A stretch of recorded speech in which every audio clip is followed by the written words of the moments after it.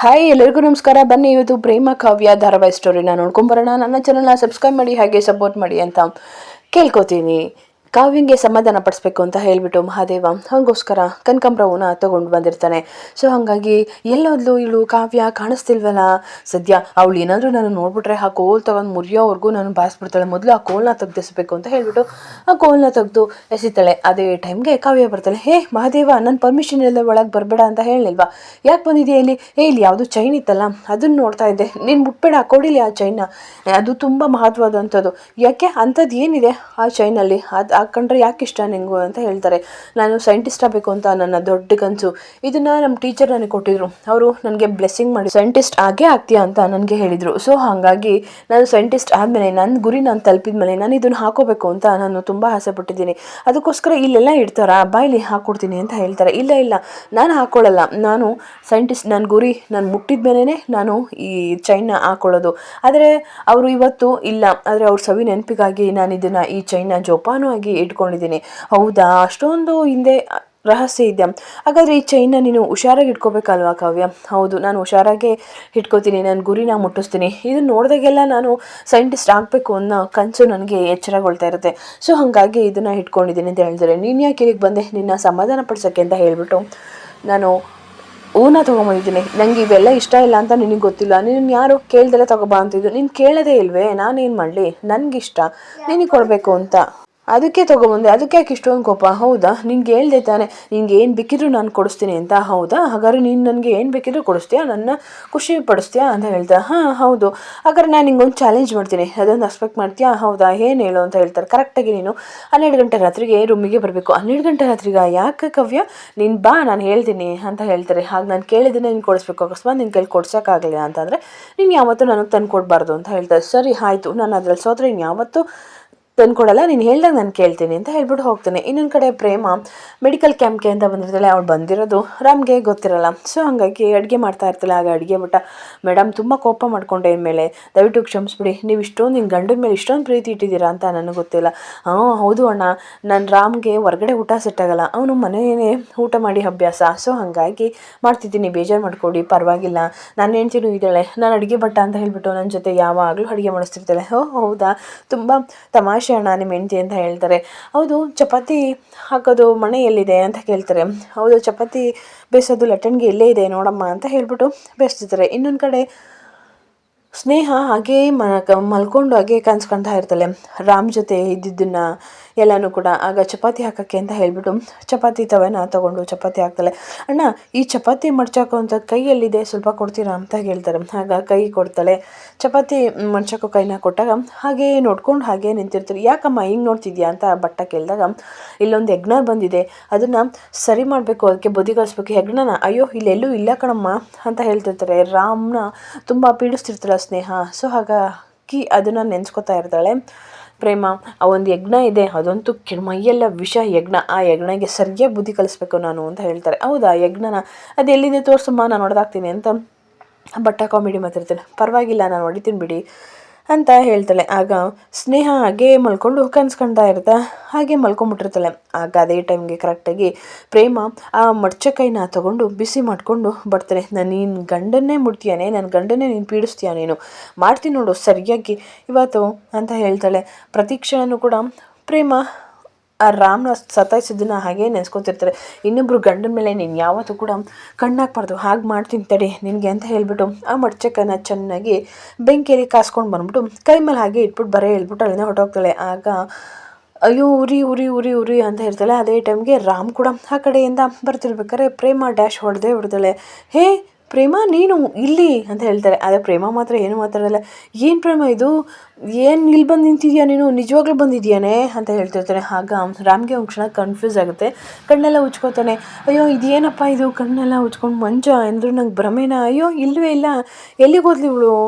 ಬಂದಿಲ್ಲ, ಮೋಸ್ಟ್ಲಿ ನನ್ನ ಭ್ರಮೆ ಅನಿಸುತ್ತೆ. ಸೀರೆ ಸೆರಗು ಮಾತ್ರ ಸಿಕ್ಕಾಕೊಂಡಿದ್ದೆ, ನಿಜವಾಗ್ಲೂ ಬಂದಿದ್ದಾಳೆ ಅನಿಸುತ್ತೆ. ಬಂದಿದ್ರೆ ತಾನೇ ಈ ಸೀರೆ ಸಿಕ್ಕಾಕೊಳ್ಳೋಕೆ ಸಾಧ್ಯ. ಬಂದಿರ್ಬೋದು, ನನಗೆ ಭ್ರಮೆನೋ ಏನೋ ಗೊತ್ತಾಗ್ತಿಲ್ಲ. ಅವಳು ಹೇಳ್ದಂಗೆ ನನಗೆ ಅವ್ನ ಮನಸ್ಸಲ್ಲಿ ಪ್ರೀತಿ ಹುಡ್ತಿದ್ಯೋ ಏನೋ ಒಂದೂ ಗೊತ್ತಾಗ್ತಿಲ್ವಲ್ಲಪ್ಪ ಅಂತ ಹೇಳ್ತಾರೆ. ಆಗ ಸ್ನೇಹ ಜೋರಾಗಿ ಹೇಳ್ತಾ ಇರ್ತಾಳೆ, ಅಮ್ಮ ಉರಿ ಉರಿ ಅಂತ. ಎಲ್ಲರೂ ಕೂಡ ಬಂದು ಕೇಳ್ತಾರೆ, ಯಾಕೆ ಏನಾಯಿತು ಅಂತ ಹೇಳ್ತಾರೆ. ಯಾರೋ ನನಗೆ ಬರೆ ಹಾಕ್ಬಿಟ್ಟು ಹೋಗಿದ್ದಾರೆ ಅಂತ ಹೇಳ್ತಾರೆ. ರಾಮ್ ಕೂಡ ಬರ್ತಾರೆ, ಸ್ನೇಹ ಏನಾಯಿತು? ರಾಮ್ ನೋಡು, ರಾಮ್ ಯಾರೋ ಬರೆ ಹಾಕ್ಬಿಟ್ಟು ಹೋಗಿದ್ದಾರೆ ಅಂತ ಹೇಳ್ತಾರೆ. ಹೌದಾ, ಇಲ್ಲಿ ಯಾರೂ ಬಂದಿಲ್ವಲ್ಲ? ಏನು ತಮಾಷೆ ಮಾಡ್ತಾ ಇದೆಯಾ? ನನಗೆ ನಾನೇ ಬರೆ ಹಾಕ್ಕೊಳ್ಳೋಕ್ಕೆ ಹೇಗೆ ಸಾಧ್ಯ ಅಂತ ಹೇಳ್ತಾರೆ. ನಿನ್ನ ನಾಟಕ ಎಲ್ಲ ನನ್ನ ಹತ್ರ ನಡೆಯಲ್ಲ ಅಂತ ರಾಮ್ ಹೇಳ್ತಿರ್ತಾರೆ. ರಾಮ್, ಏನಿದು, ನನಗೆ ನಾನೇ ಹೋಗಿ ಬರೆ ಹಾಕೋತೀನ? ಇಲ್ಲಿ ಯಾರಾದರೂ ನಿನ್ನ ಹತ್ರ ಬಂದಂಗೆ ಆಯಿತಾ? ಇಲ್ಲ, ನನ್ನ ಎದ್ದೇಳೋ ಅಷ್ಟೊತ್ತಿಗೆ ಇಲ್ಲಿಂದ ಯಾರೋ ಓಡಾಕ್ಬಿಟ್ಟಿದ್ರು. ಇಷ್ಟು ದೊಡ್ಡ ಕ್ಯಾಂಪಲ್ಲಿ ಒಂದು ಸೆಕ್ಯೂರಿಟಿ ಇಲ್ಲ, ಏನೂ ಇಲ್ಲ, ಹೇಗಪ್ಪ ಇರೋದು ಅಂತ ಹೇಳ್ತಾರೆ. ಹೌದಾ, ಯಾರೂ ಬರಲಿಲ್ವಾ? ಹಾಗಾದರೆ ಇದೆಲ್ಲ ಹೇಗಾಯಿತು? ಯಾರೋ ನನ್ನ ಮೇಲೆ ಬೇಕು ಬೇಕು ಅಂತ ಹೀಗೆ ಅಟ್ಯಾಕ್ ಮಾಡ್ತಿದ್ದಾರೆ, ದಯವಿಟ್ಟು ಅವ್ರನ್ನ ಕಂಡುಹಿಡೀರಿ ಯಾರು ಅಂತ ಹೇಳ್ತಾರೆ. ಸರಿ ಆಯಿತು ಕೂಲ್ ಸಿಸ್ಟರ್, ಸ್ವಲ್ಪ ಇವ್ರಿಗೆ ಫಸ್ಟ್ ಏಡ್ ಮಾಡಿ ಆಯಿಂಟ್ಮೆಂಟ್ ಬರ್ಕೊಡ್ತೀನಿ ಅಂತ ಹೇಳ್ತಾರೆ. ರಾಮ್, ಇವತ್ತೊಂದು ದಿವಸ ಇಲ್ಲೇ ಇರೋ, ನಂಗೆ ತುಂಬ ಭಯ ಆಗ್ತಿದೆ ನೋಡು. ಆಗಲ್ಲ, ನಾನು ಸಿಸ್ಟರ್ಗೆ ಹೇಳ್ತೀನಿ ಆಯಿತಾ, ಅವ್ರು ನಿನ್ನನ್ನು ನೋಡ್ಕೋತಾರೆ, ಇಷ್ಟೊಂದೆಲ್ಲ ನಾಟಕ ಬೇಡ ನೀನು ಆಡೋದು ಅಂತ ಹೇಳ್ಬಿಟ್ಟು ಸಿಸ್ಟರ್ಗೆ ಹೇಳ್ಬಿಟ್ಟು ಇಲ್ಲೇ ಜೊತೆಯಲ್ಲೇ ಇರೋಕ್ಕೆ ಹೇಳ್ಬಿಟ್ಟು ಅಲ್ಲಿಂದ ಹೋಗ್ತಾರೆ. ಇನ್ನೊಂದು ಕಡೆ ಮಹಾದೇವ ಫುಲ್ಲು 12 ಗಂಟೆ ಯಾವಾಗಾಗುತ್ತೆ ಏನು ಕೇಳ್ಬೋದು ಈ ಕಾಡು ರಾಕ್ಷಸಿ? ಏನು ಕೇಳಿದ್ರೋ ಏನೋ ಗೊತ್ತಿಲ್ವಲ್ಲಪ್ಪ, ಏನು ಮಾಡೋದು ನಂಗೆ ಗೊತ್ತೇ ಆಗ್ತಿಲ್ವಲ್ಲ.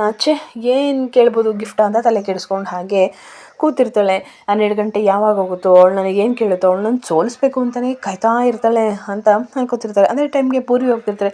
ಅವ್ವ ಪೂರ್ವಿ, ಬಾರವ ಇಲ್ಲಿ ಅಂತ ಹೇಳ್ತಾರೆ. ಅಣ್ಣ, ಏನಣ್ಣ, ಯಾಕಿನ್ನ ಮನ್ಗಿಲ್ಲ? ಹಂಗೆ ನಿದ್ದೆ ಬಂದಿಲ್ಲ ಕಣವ. ನಾನು ನಿಂಗೆ ಕ್ವಶನ್ ಕೇಳ್ತೀನಿ, ಹೇಳ್ತೀಯಾ? ಹುಡುಗಿರಿಗೆ ಏನು ಗಿಫ್ಟ್ ಕಂಡ್ರೆ ಇಷ್ಟ? ಗಿಫ್ಟಾ? ಮೇಕಪ್ ಸೆಟ್ಟು, ಇಲ್ಲ ಗೋಲ್ಡ್ ಚೈನು, ಏನಾದರೂ ಡ್ರೆಸ್ ಅಷ್ಟೇ ಇಷ್ಟ? ಹೌದಾ? ಕರೆ ನೀನು ನಿಮ್ಮ ಅತ್ತಿಗೆ ಜಗದಲ್ಲಿ ನಿಂತ್ಕೊಂಡು ನಾನು ಕೇಳ್ತೀನಿ. ನಿಮ್ಮ ಅತ್ತಿಗೆ ಜಗದಲ್ಲಿ ಏನು ನಿಂತ್ಕೊಂಡು ಕೇಳ್ತಿದ್ದೀನಿ? ನಿಮ್ಮ ಅತ್ತಿಗೆ ನೀನು ಆ ಜಗದಲ್ಲಿದ್ರೆ ಏನು ಕೇಳ್ತಿದ್ದೆ? ನನಗೆ ಒಂದು ಮೇಕಪ್ ಸಿಟ್ಟು, ಇಲ್ಲ ಗೋಲ್ಡ್ ಚೈನ್, ಇಲ್ಲ ಹೊರಗಡೆ ಸುತ್ತಾಡಕ್ಕೆ ಕರ್ಕೊಂಡು ಹೋಗೋದು ಅಷ್ಟೇ ಕೇಳ್ತಿದ್ದೆ ಅಣ್ಣ. ಅದು ಬಿಟ್ಟರೆ ಇನ್ನೇನಿರುತ್ತೆ ಹೆಣ್ಮಕ್ಳಿಗೆ? ಹೌದಾ, ಇದನ್ನೆಲ್ಲ ನಿಮ್ಮ ಅತ್ತಿಗೆ ಕೇಳಿಬಿಡು. ಅವಳೇನು ಇವಕ್ಕೆಲ್ಲ ಆಸೆ ಪಡಲ್ಲ. ಏನಿರ್ಬೋದು?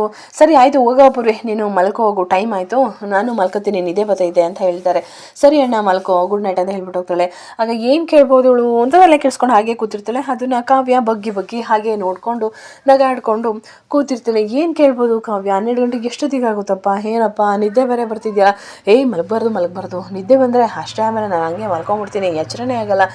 ಏನು ಕೇಳ್ಬೋದು ಅಂತ ಹೇಳಿ ತಲೆ ಕೆಡಿಸ್ಕೊಂಡು ಹಾಗೆ ಕೂತಿರ್ತಾಳೆ. ಈ ಕಾಡು ರಾಕ್ಷಸ 12 ಗಂಟೆಗೆ ಬೇರೆ ಕೇಳೋರೆ, ನಂಗೆ ನಿದ್ದೆ ಬೇರೆ ಬರ್ತೈತೆ, ಏನಪ್ಪ ಮಾಡೋದು ಅಂತ ಹೇಳಿ ಪಾಪ ಕಣ್ಣೆಲ್ಲ ಅಗಲಿಸ್ಕೊಳ್ಳೋದು, ಮಲ್ಕೊಳ್ಳೋದು, ಕುಣ್ದಾಡೋದು, ಒದ್ದಾಡೋದು ಎಲ್ಲ ಮಾಡ್ತಾ ಇರ್ತಾನೆ. ಆದರೂ ಕೂಡ ನಿದ್ದೆ ತಡಿಯೋಕೆ ಆಗ್ತಾನೇ ಇರಲ್ಲ ಮಹಾದೇವನಿಗೆ. ಇನ್ನೊಂದು ಕಡೆ ರಾಮ ಹಾಗೆ ನಿಂತ್ಕೊಂಡು ಯೋಚನೆ ಮಾಡ್ತಿರ್ತಾನೆ, ಯಾರಿರ್ಬೋದು ಅಂತ ಕೇಳಿದ್ರೆ ಬಟ್ಟನ ದೇವ್ರ. ಸರ್, ಊಟ ಹೆಂಗಿದೆ ಸರ್? ಊಟ ಮಾಡಿದೆ. ನಿಮ್ಮ ಹೆಂಡ್ತಿ ಮಾಡಿದ್ದು ಸೂಪರಾಗೇ ಇರುತ್ತೆ ಬಿಡಿ ಸರ್.